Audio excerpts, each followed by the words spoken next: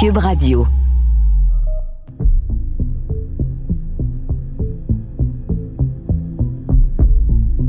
Dans notre podcast, on a décidé d'avancer en temps réel. Autrement dit, on enregistre nos épisodes en même temps qu'on fait nos recherches. C'est un choix éditorial qui nous permet de travailler avec la matière en se laissant surprendre. Pas tellement le choix de rester spontané. L'information se déploie devant nos yeux au fur et à mesure qu'on avance.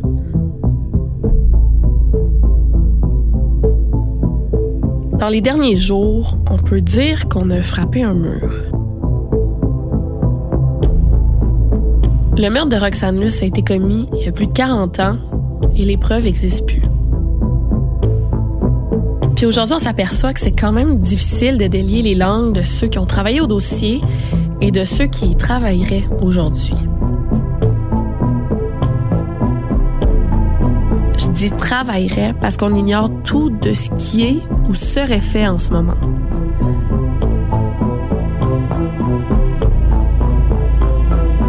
Et malgré tout ça, au fil de nos recherches, on a quand même découvert des données pour le moins intéressantes.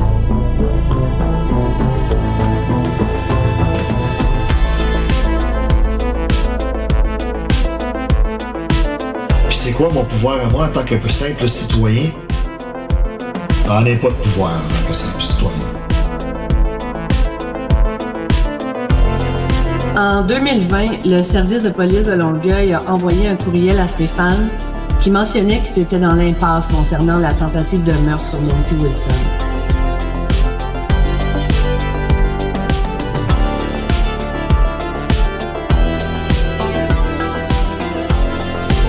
Quand je disais en 97, dépêchez-vous parce que le monde vieillit, là, je le disais il y a en 97.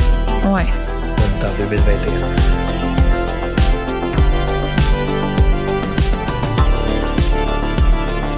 Épisode 6. Les conséquences du temps qui passe.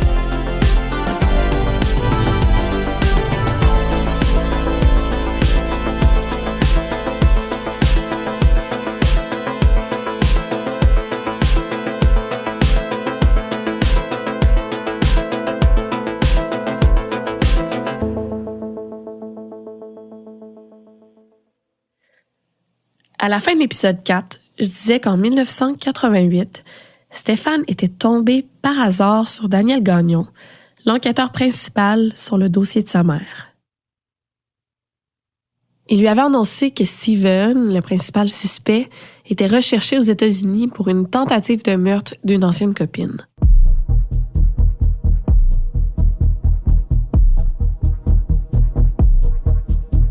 Il aurait essayé de tuer une de ses blondes par le feu dans le Rhode Island. J'ai dit le Rhode Island, dans le bout de Cape Cod. Alors, on allait souvent faire du camping aux États-Unis. Ma mère allait à Cape Cod avec lui. Quand ma mère est morte, lui, il a dû continuer à aller à Cape Cod. Puis il a rencontré une femme là. Puis il devait revenir comme, à travailler à Montréal. Puis tout ça, parce qu'il restait à Montréal, il avait toujours son appartement. C'est un Québécois. C'est un anglophone de Montréal. Okay, ouais, effectivement. Fait que, d'après moi, c'est ça. C'est juste une copine qu'il y avait là-bas. Puis à un moment donné, ça a peut-être mal tourné. Puis là, il a essayé de... Parce qu'il y a des fêtes, là, il a essayé de mettre le feu. Cet événement-là se serait passé en 1983, 2 ans après le meurtre de Roxane Luce. En juillet 2020, alors que Stéphane voulait avoir des nouvelles de l'enquête, mais aussi de cette affaire-là en particulier, il a reçu un courriel d'une sergente détective du service de police de Longueuil.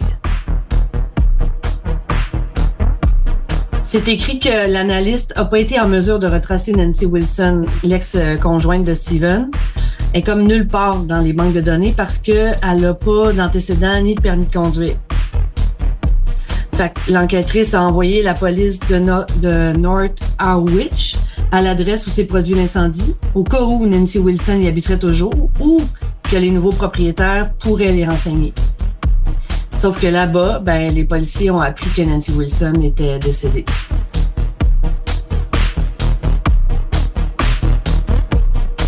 La voix que vous entendez, c'est celle de ma collègue Véronique. C'est avec elle que je fais les recherches. Véronique est tout le temps en communication avec Stéphane et c'est Stéphane qui lui a envoyé le courriel dont on parle. Donc l'impasse mentionnée au début, c'est ça. C'est le temps qui file.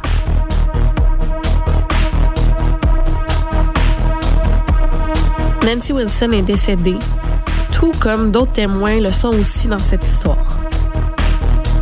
Mais quand même, on va se permettre de faire nos propres théories sur cette affaire-là parce que c'est trop gros pour être ignoré.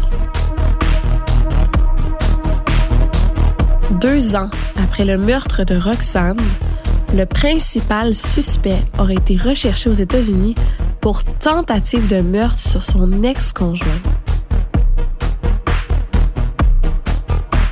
Au dernier épisode, on parlait de pattern de violence. On en a clairement un ici. Évidemment, on a fait un tas de démarches pour confirmer cette information-là, qui est quand même une bombe.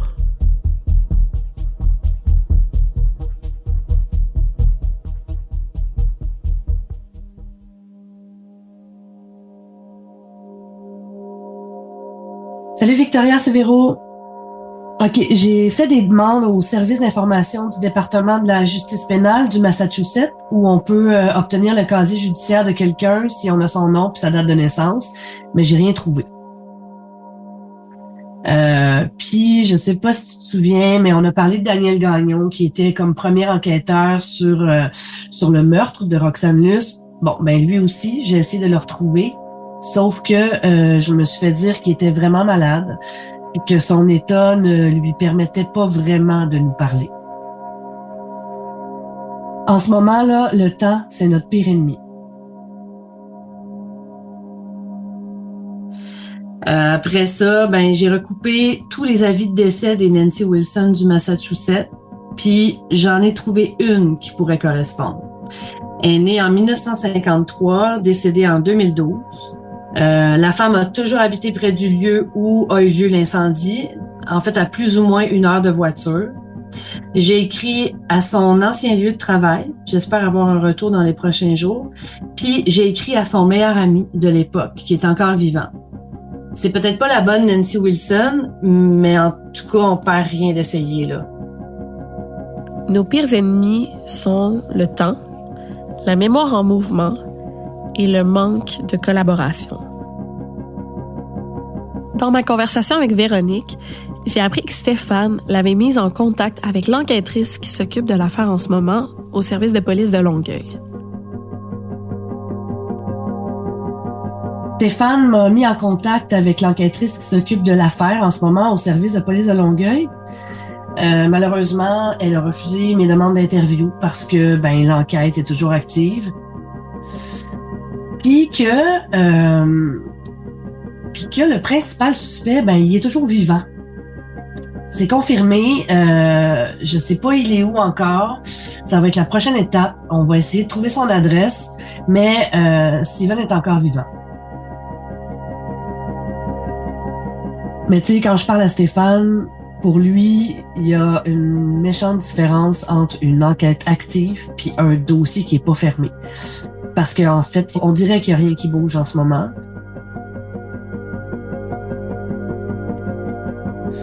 Je vais te donner un exemple. Quand Stéphane a reçu le courriel concernant Nancy Wilson en 2020, là, l'enquêtrice de ce temps-là a écrit qu'elle se préparait à aller rencontrer Dominique Tanguay, celui-là qui se faisait appeler Maurice Chantal. Le courriel a été envoyé en juillet. Elle a dit qu'elle voulait aller le rencontrer en septembre. 2 ans plus tard, presque 3, aujourd'hui, on n'a toujours pas de nouvelles de cette rencontre-là. Fait que si c'est ça, une enquête active, là, je comprends pas.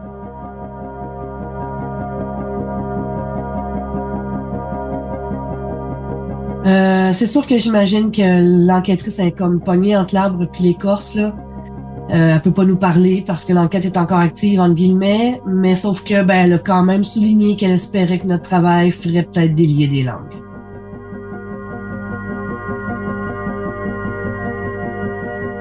Ceci dit, j'aurais aimé avoir une conversation avec elle parce que j'aurais aimé qu'elle me confirme, par exemple, l'affaire Wilson, même si je me doute quand même là, qu'elle aurait probablement pas eu le droit.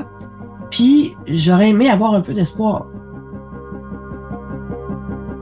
Parce que selon Stéphane, il paraît que la police de Longueuil a fait une belle job il y a quelques années. C'est ça que j'espérais entendre de sa part. Ce qui a été fait, ce qui pourrait nous donner un peu de lumière.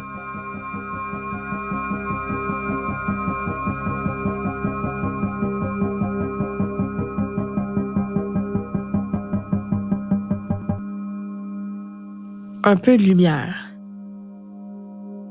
Ça résume bien la quête de ce podcast-ci. Trouver un peu de lumière. Et je suis peut-être trop optimiste, voire même naïve, mais j'ai encore espoir d'en trouver.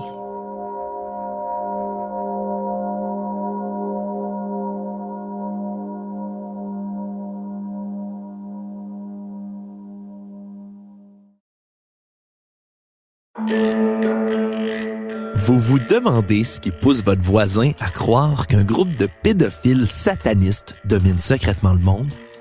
Ou pourquoi certaines de vos connaissances dénigrent toute campagne de vaccination? Peut-être même doutez-vous que le président Kennedy ait réellement été assassiné par un tireur solitaire? Vous n'êtes pas seul.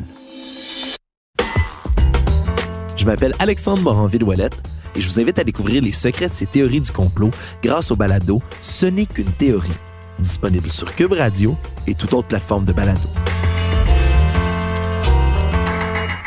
Ce n'est qu'une théorie est récipiendaire du prix de la meilleure série balado au Canadian Online Publishing Awards 2021, en plus d'avoir été nommé au Canadian Podcast Awards en 2022. Dans les épisodes précédents, on a entendu l'ancien enquêteur Sébastien Rouleau marteler que dans un monde idéal, si on n'obtient pas d'aveu, il faudrait trouver les enquêteurs de l'époque. Comme je le disais, Daniel Gagnon est, semble-t-il, très malade. On a donc poursuivi nos recherches pour retrouver Michel Viault, dans l'espoir que lui, même s'il n'était pas principal dans l'enquête de Roxane Luce, pourrait nous informer sur la tentative de meurtre au Massachusetts. Mais ni Véronique ni moi avons été capables de mettre la main sur ses coordonnées. On a donc demandé l'aide d'un détective privé.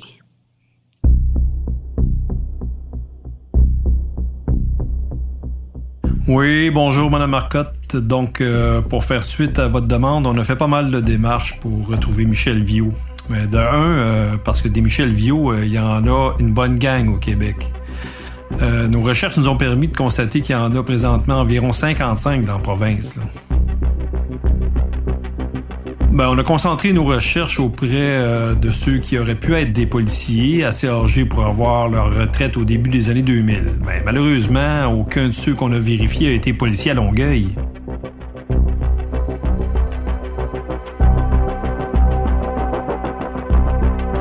Après ça, on a parlé à des anciens membres du corps policier qui nous ont affirmé l'avoir connu, oui, mais encore là, personne n'a de contact avec lui et personne n'a pu nous fournir des informations qui auraient pu nous permettre de le retrouver. Il me semble que vous avez dit à un moment donné que vous pensiez qu'il avait peut-être changé de nom. Question de vivre sa retraite en paix, il faudrait peut-être l'envisager à cette heure. Ça se peut. Parce qu'on a fait aussi des recherches dans toutes les bases de données possibles, puis encore là, pas de résultat. Votre Michel Viault, là, ex-policier de Longueuil, il est introuvable.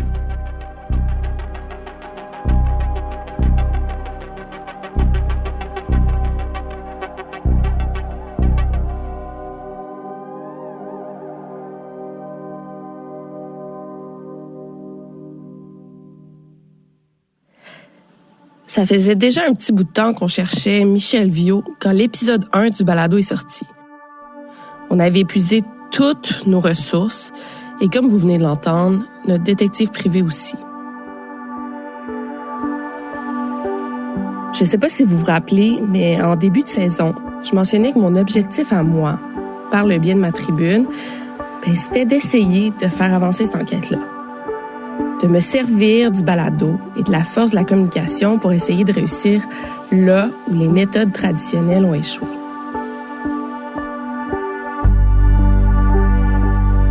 En moins de 24 heures après la sortie de l'épisode 1, c'est exactement ça qui s'est passé. Après l'avoir écouté, une abonnée Instagram m'écrit en me disant qu'elle avait été surprise d'entendre le nom de Michel Viau dans le podcast, que c'était un ami de la famille, mais que depuis sa retraite, il voulait rester loin de ces affaires-là. Toutes ces heures qu'on a passées à chercher Michel Viau, puis la solution s'est présentée d'elle-même. Donc, après avoir finalement eu son contact, Véronique l'a approché.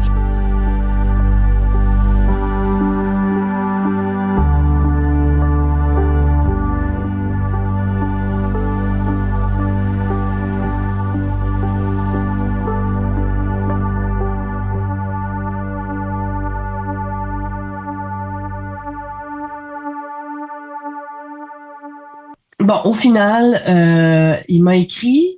Et puis, ben c'est sûr qu'au début, là, il était vraiment sur ses gardes. Il pensait que j'étais une journaliste. J'ai mis du temps là à lui faire comprendre c'était quoi la différence entre une journaliste d'enquête puis une auteure qui s'intéressait plus de manière humaine à une histoire de meurtre irrésolu. Je pense aussi qu'il a fait ses propres recherches, là. Il est allé me stalker un peu partout. Il a vu c'était quoi mon travail. Il a vu que j'étais pas quelqu'un là qui était vraiment dans l'enquête à proprement parler. Puis bon, c'est ça. Fait que j'ai été pendant, je dirais, 2-3 échanges là, pas mal avec des gants blancs jusqu'au coude. Il a fini par accepter de me rencontrer. On devait aller prendre un café à mi-chemin entre Montréal puis chez moi. Malheureusement, ben ça a pas marché. Ça a été un rendez-vous manqué. Et le jour même du rendez-vous manqué, j'étais devant mon ordinateur à un moment donné vers 6h le soir, puis il me dit est-ce que je peux t'appeler?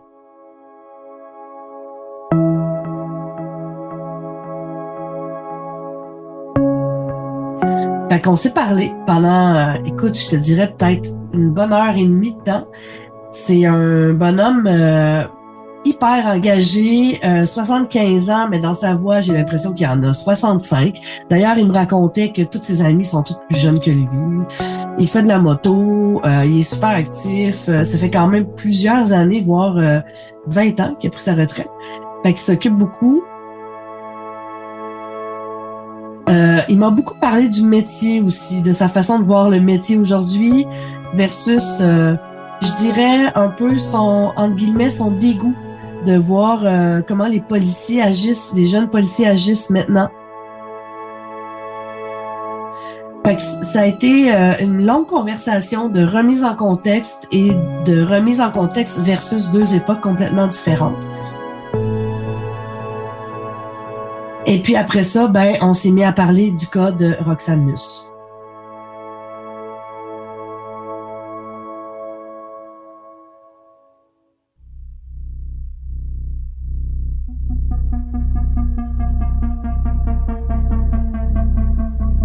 J'ai commencé par lui demander de quoi il se souvenait, puis dans sa tête, là, c'est encore très frais, la scène de crime. Je vais parler des détails parce qu'il m'en a donné beaucoup, mais clairement, il s'en souvient. Il m'a souvent répété aussi qu'il aurait aimé interroger le suspect. Parce que Michel Viau, il a comme eu l'humilité de me dire qu'à l'époque, son anglais était pas assez bon pour mener un interrogatoire. Fait qu'il était pas sur l'interrogatoire, lui. Puis ça, je pense que il le regrette pas mal. Il m'a aussi parlé que c'est lui, entre autres, qui a recueilli les indices dans l'appartement de Roxane. Donc, le bâton, l'empreinte, le cheveu. Puis, non, il se souvient pas que ces exhibits soient disparus. Mais il se souvient par contre que l'empreinte correspondait pas avec le suspect. En fait, parce que selon lui, ça se pourrait bien que quelqu'un d'autre ait touché le bâton sans en faire exprès. J'y ai demandé d'ailleurs s'il pensait que le suspect il portait des gants. Puis selon Michel, c'est très probable parce que il y avait ses empreintes sur le bâton, mais évidemment il devait avoir des empreintes de Steven partout dans l'appartement. C'était comme le chum de Roxane. Après ça, c'est sûr que je l'ai questionné sur la tentative de meurtre sur Nancy Williams. Puis là-dessus, ben, il peut rien me confirmer. Comme personne en ce moment, d'ailleurs, là. Par contre, il n'a pas oublié que Steven a refusé le polygraphe. En fait, il corrobore à peu près tout ce que nous a appris Stéphane. Sinon, il a fini par me le dire aussi que il se souvient de la frustration qu'il ressentait à l'époque, la frustration de savoir, ou en tout cas d'être pas mal certain de savoir qui est le criminel, qui est le meurtrier, mais de pas être capable de le prouver. Ça, il l'oubliera jamais. Là. Comme c'était pas lui qui était le premier enquêteur sur l'enquête, il m'a suggéré de jaser avec le superviseur de l'époque, leur patron, qui s'appelle Monsieur André Charon. J'ai pas eu besoin de chercher André Charon parce que Michel Viau l'a retrouvé à ma place. Puis quand j'y ai demandé à quel âge était rendu Monsieur André Charon, on parlait du temps qui passe tantôt, là, mais André Charon, il a 87 ans.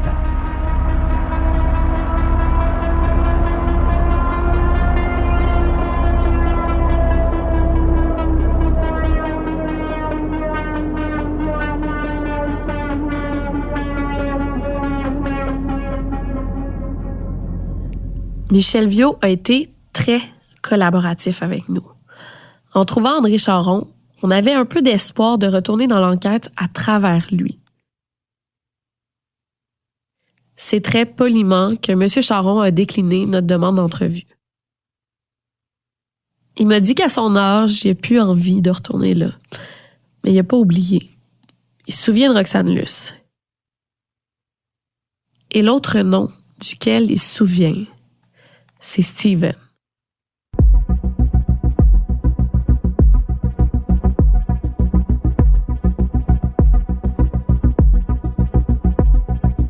Mais ça m'a comme donné l'idée de faire la liste de noms qui gravitent autour de cette enquête-là. Liste sûrement pas complète, mais qui donne une idée de qui est encore vivant, qui ne l'était plus, qui provenait du service de police de Longueuil et qui gravitait dans l'entourage de Roxane. Peut-être que certaines personnes vont se reconnaître, peu importe qu'elles aient joué un petit ou un grand rôle dans l'enquête ou dans la vie de Roxane.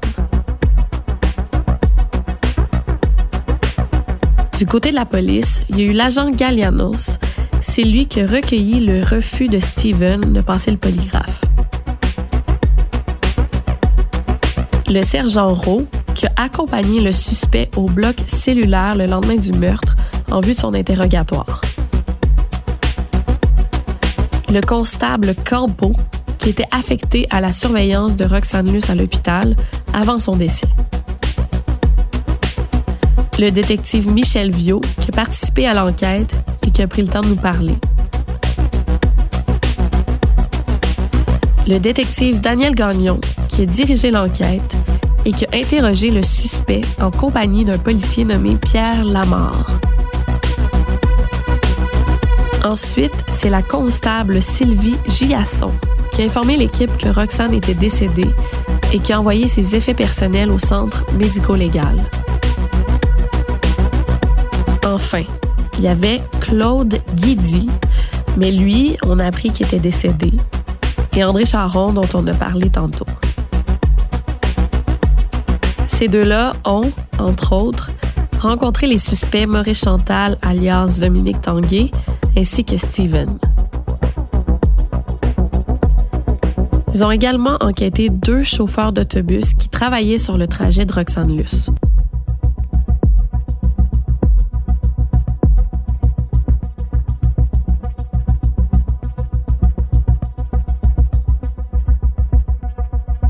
On parlait beaucoup de la mort, ma mère et moi. Tu sais, moi, je dis, c'est quoi la mort? Moi, j'avais peur. J'avais peur de la mort quand j'étais jeune. Je couchais avec une lumière verte dans ma chambre toute la nuit. J'avais peur de mourir. Je me tenais le cœur, là, même, mon enfant. Tu sais, je voulais pas mourir. Je sais pas pourquoi. Je faisais une prière d'enfant qui était Dieu, permets-moi de vivre jusqu'à 99 ou 100 ans. Amen.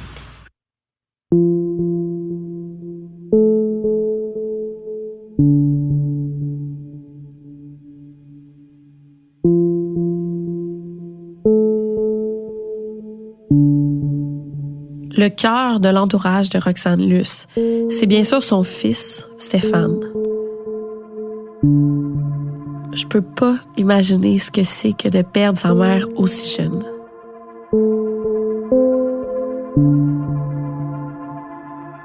Et comme dans le souhait de Stéphane à l'époque, si tout le monde vivait jusqu'à 99 ou 100 ans, ça permettrait peut-être de retrouver davantage de témoins.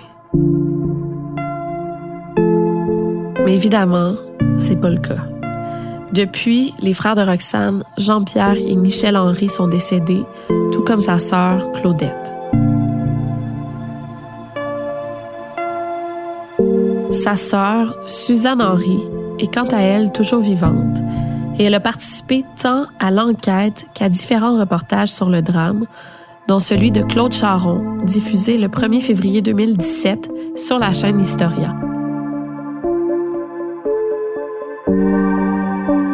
Parmi les amis de Roxane, Patricia Beaulieu est décédée et Diane Péloquin, avec qui Roxane a passé sa dernière soirée, n'a jamais répondu au message de Stéphane. Faudrait pas non plus oublier Tom Holus, le père de Stéphane et ex-mari de Roxane, qui a collaboré à l'enquête malgré le fait qu'il ait été soupçonné par les policiers qui l'ont finalement écarté des suspects. Il y avait un alibi indiscutable.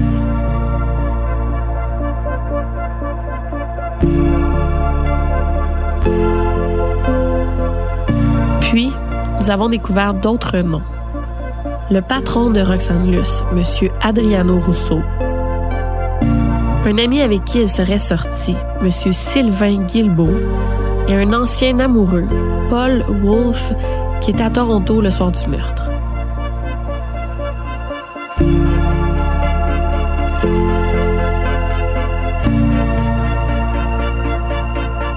Au fond, quand on revisite cette liste-là, on se dit que la seule option qui nous reste, c'est d'aller frapper à la porte de la principale personne concernée dans cette affaire-là.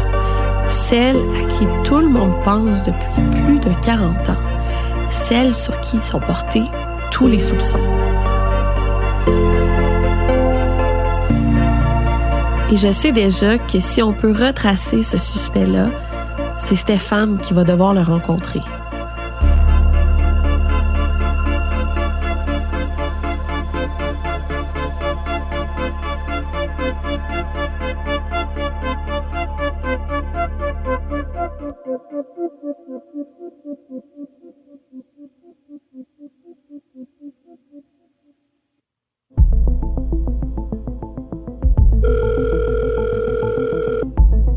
Salut Victoria, c'est Véro.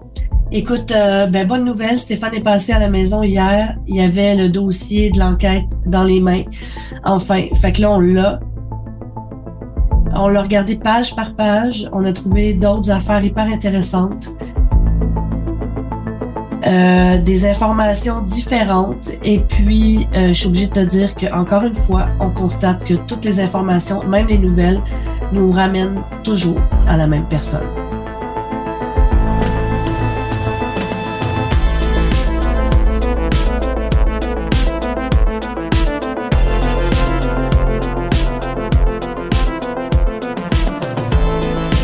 À la recherche et au scénario, Véronique Marcotte. Dominique Plante à la musique, design sonore et montage. Pascal Hugo Caron-Quentin à la réalisation. Le tout est une production du Studio SF et de la société de production Cube Radio. Et finalement, un énorme merci à Stéphane Luce pour son aide précieuse tout au long du podcast. Je suis votre animatrice Victoria Charlton et rendez-vous au prochain épisode pour la suite de cette histoire.